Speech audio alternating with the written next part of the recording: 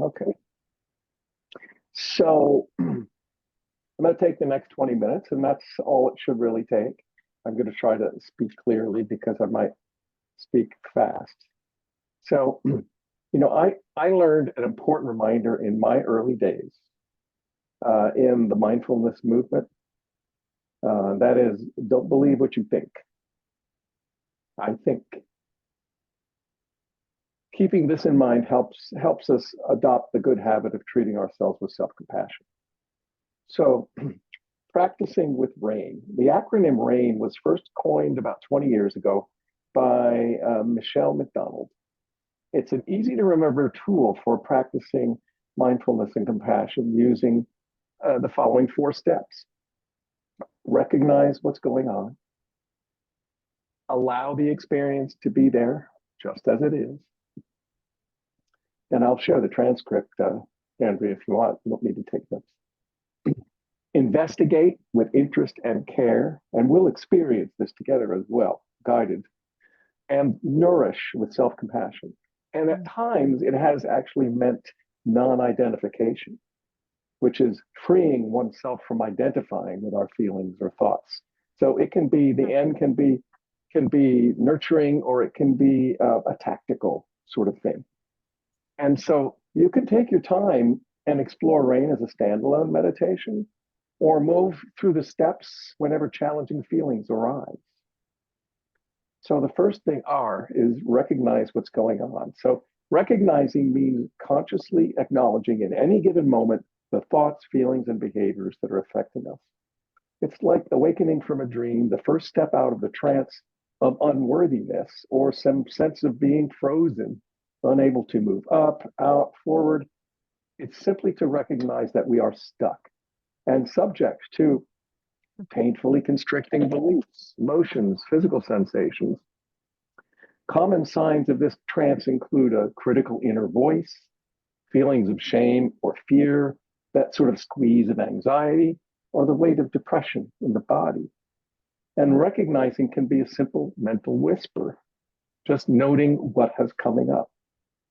So we're going to practice together a guided RAIN meditation. So let's just sit quiet and sit in a way that's comfortable, but feels alert. You may close your eyes, take a few full breaths.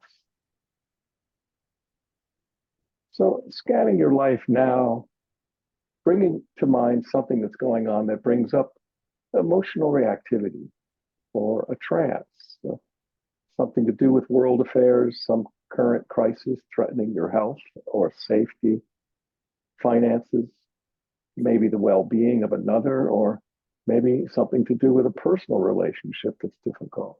It may have to do with your health, something that's going on that brings up emotional reactivity that might trigger off anger or fear, dislike or hatred, shame. I tend to think of it in terms of a sting or a poke. With whatever you choose, visualize seeing the situation that brings up this emotion, this place of emotional stuckness. So visualize the room that you're in.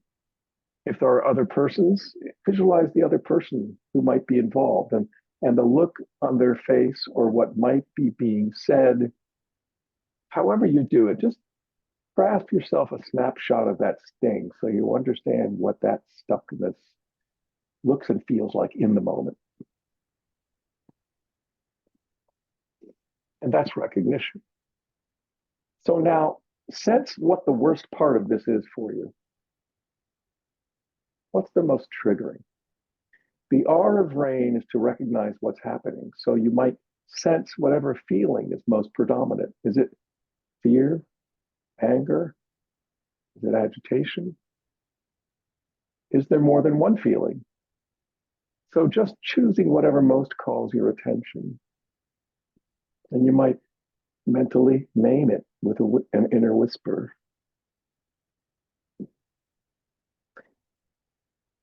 Allow, the A of RAIN. Let's allow the life that's here to be just as it is. So sending a message to yourself to let it be. Experience a willingness to pause and accept in these moments, this is what's here. You might experiment by maybe whispering yes to it, or this belongs. Allowing creates a little space so you can begin to investigate. So the eye of rain, investigate with interest and care, letting your investigation be gentle, and with curiosity, begin to explore what you're experiencing more closely. You might again sense what the worst part of this is for you, maybe what you're most afraid of. Maybe you can notice what you're believing. Are you believing that something's wrong, or something that's wrong with you, or that you're failing in some way, that you're unlovable, unworthy, or that you can't be close to another person after acting a certain way, or as if they couldn't care about you? Are you believing something dangerous is going on? Maybe something bad's about to happen. And begin by asking, is this really true? And then ask, what is it like to live with this belief?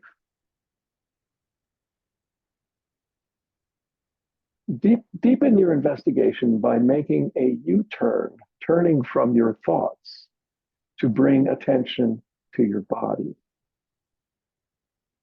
What feelings and sensations are strong? Are particular emotions associated with this belief? Do you sense fear or shame, anger, or self-hatred?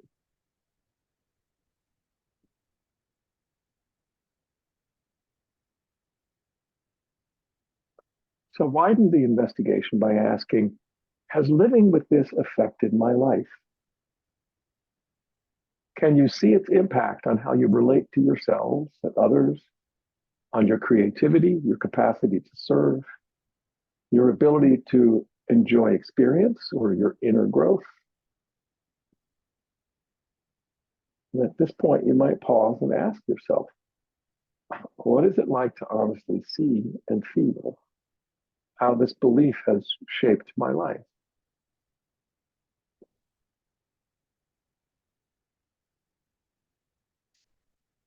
Now that we've spent another moment in our head, let's make another U-turn, bringing your attention back to the body. Investigate the hurts and fears that live under the belief and drive it. And connecting with whatever feels most vulnerable right now, ask, what do you most need? If the belief is that you're falling short, what does that feel like in your body? Check your throat, your chest, your belly. And wherever you feel the most vulnerability or feelings, you might experiment and put your hand there, especially if you've never done this before, to keep the attention there.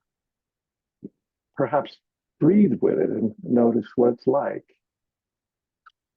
Is there heat or tightness, or squeezing, pressure? And you might let your face express what you're feeling. Here you can experiment. Bring the brows together, tightening the jaw. Also your posture. You might find that you want to hunch over a little bit. Whatever your posture does, that expresses the feeling. And maybe your hands are in fists.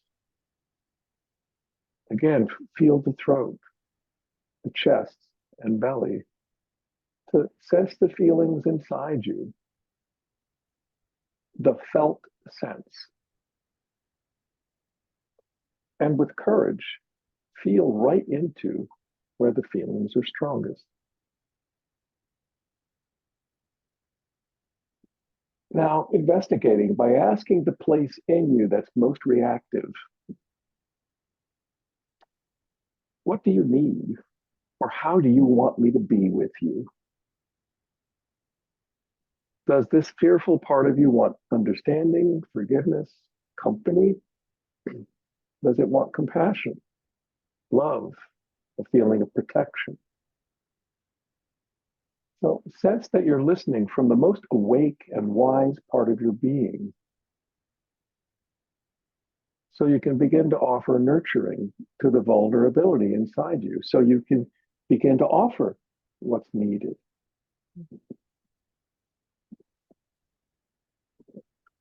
The end of rain, nourish with self-compassion. Self-compassion begins to naturally arise in the moments that we recognize we're suffering. It comes into fullness as we intentionally nourish our inner life with self-care. To do this, try to sense what the wounded, frightened, or hurting place inside you most needs. And then offer some gesture of active care that might address this need. Does it need a message of reassurance or forgiveness, of compassion, companionship, of love?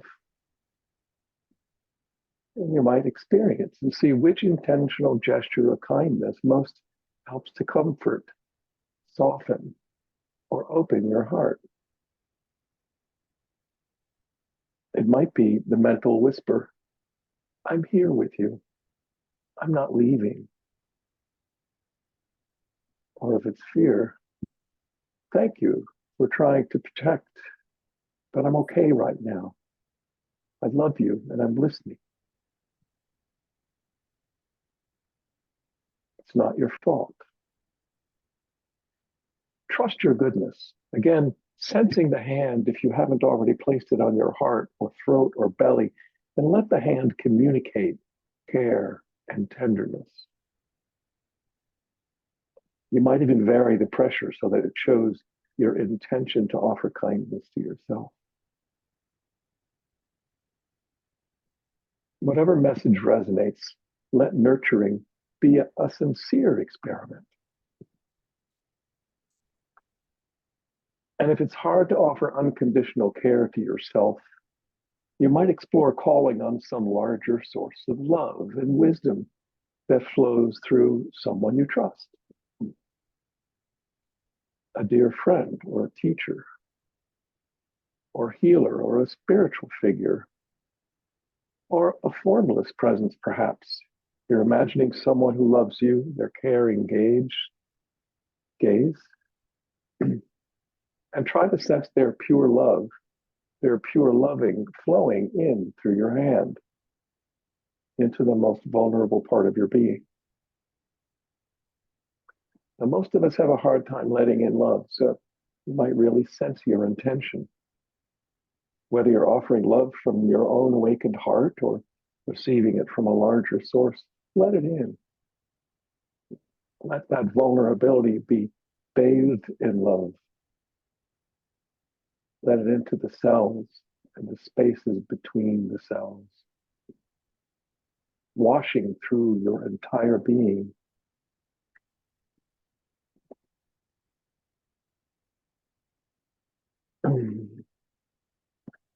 Now take a deep breath. Now after the rain, sense the possibility of relaxing and just being that loving awareness. Letting go into that light and that love. Sense the presence that's right here, right now. You might notice the difference between when you started, the sense of a small self, an angry self, an anxious self, and whatever space is opened up. Now, I invite you to shift from doing to being. To relax and let go into the heart space that has emerged. Rest in this awareness and become familiar with it. This is your true home. And you may ask yourself now, in these moments, what is the sense of my being, of who I am? And how has this shifted from when I began the meditation? whatever presence has emerged, you might know this natural awareness and presence as the innermost truth of what you are. Widening your attention to sense others practicing, others with the same intention to wake up their hearts and minds, and sense this heart space, the shared heart space. It really is edgeless and includes the earth, our mother, and all beings, that all beings everywhere realize their very essence as loving awareness. A wish that all beings live from that loving awareness, express their creativity, express their clarity, express their compassion and wisdom. That all beings touch great natural peace. That there be peace on earth and peace everywhere. That all beings everywhere awaken and be free.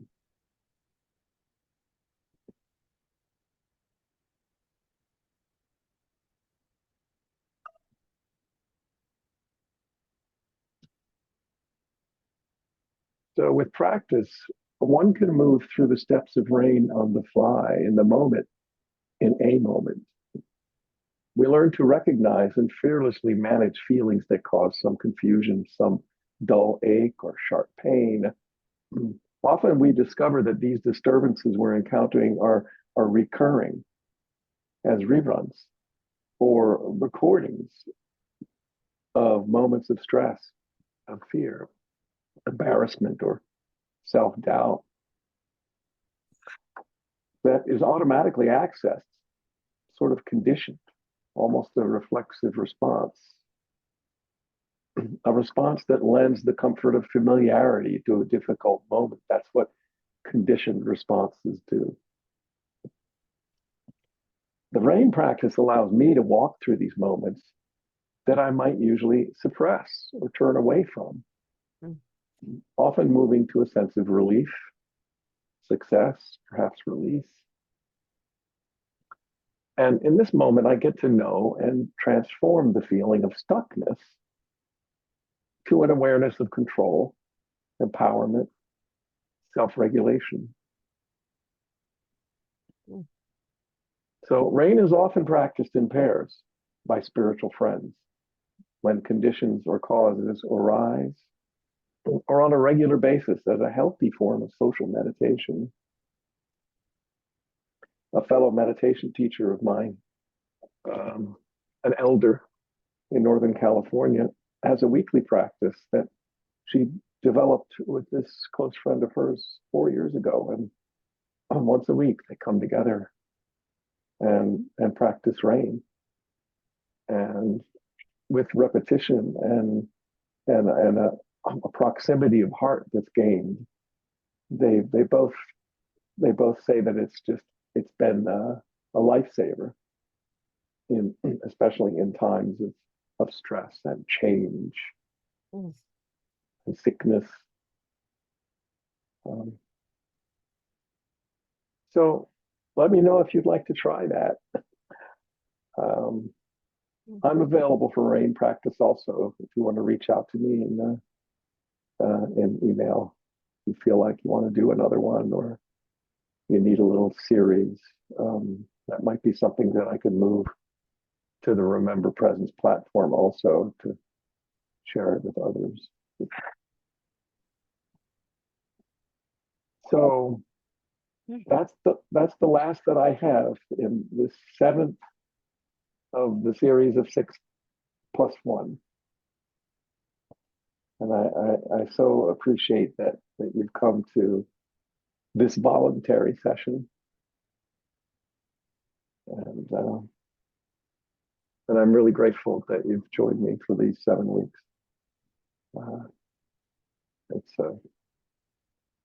It's wonderful to feel that one can pass along some wisdom that's part of a lineage of teachings, which is, our Dharma combined with our realization of our current lives and and practices that were developed centuries and eons ago, and practices that have evolved recently that help us become more in touch and more self-aware and more aware of others and the effects of care and loving and being able to understand that much of what we look at, much of what we see, much of what we think, we want to take a pause and ask and question that, because we very easily can lie to ourselves. We are conditioned to develop stories around things that we don't understand. And the stories happen quickly because we need that comfort. And when questioned, that story might fall apart, which is a nice thing to do to a story, because it's sometimes designed when we're real little kids to give us some way to understand life, and it keeps coming back. It's a conditioned response, but it's very likely that the older stories have lost their usefulness, and it's time to develop newer narratives that are more immediate, more in the moment, more in touch and infused with real life and with others.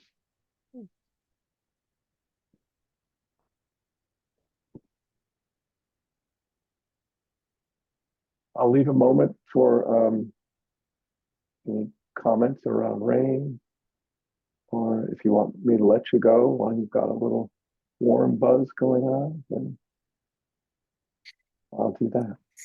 I want to say thank you so much, Michael, for your willingness to host this. And this is my second time taking Michael's workshop, and he was concerned I would be bored. Not at all. I learned again, and my biggest takeaway that I have been repeating ever since you said it was about compassion being the container that's big enough to hold this to whatever this is. So thank you, Michael. This too.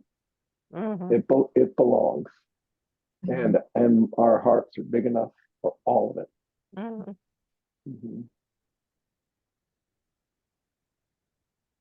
All right, friends. I appreciated the rain process, which I actually remember taking Tara's course some time ago.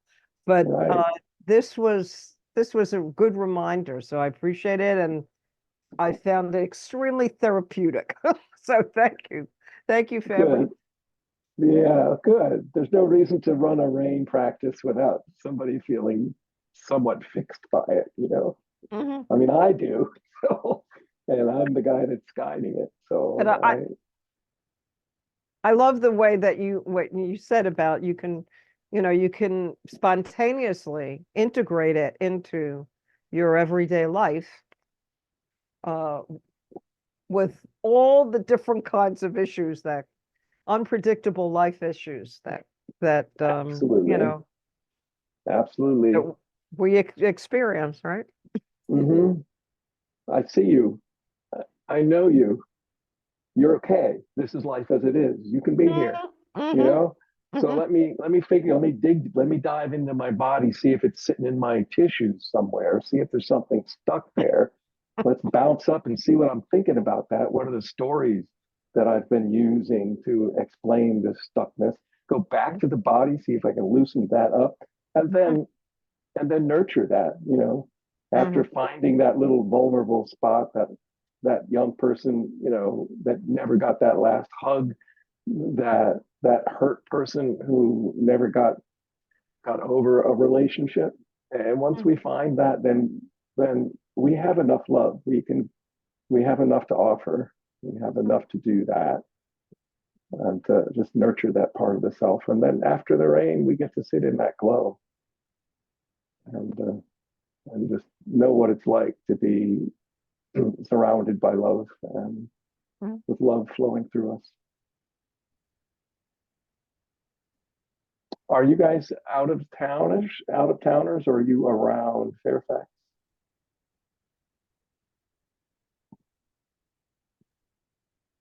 I'm in Haymarket. Yeah, I'm about an hour south. I'm in Northern Virginia. Yeah. Mm. Well, maybe we'll see you at Obon. Probably will. Oh yeah.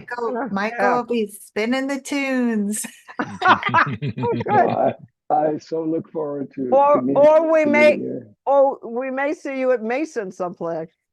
True. Perhaps. I Yeah.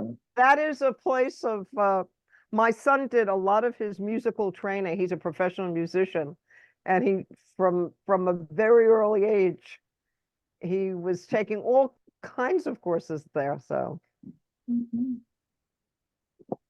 and they have a wonderful musical performance section there. Yeah, the facilities are great. The faculty is amazing. Yeah, Mhm. it's a good It is. it's a good place to work. Mm. One way or another, one place or space or another, I will see you all again. So I love you. Feel Peace loved. and, peace and love.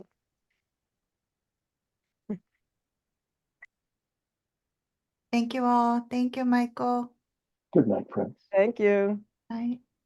Bye.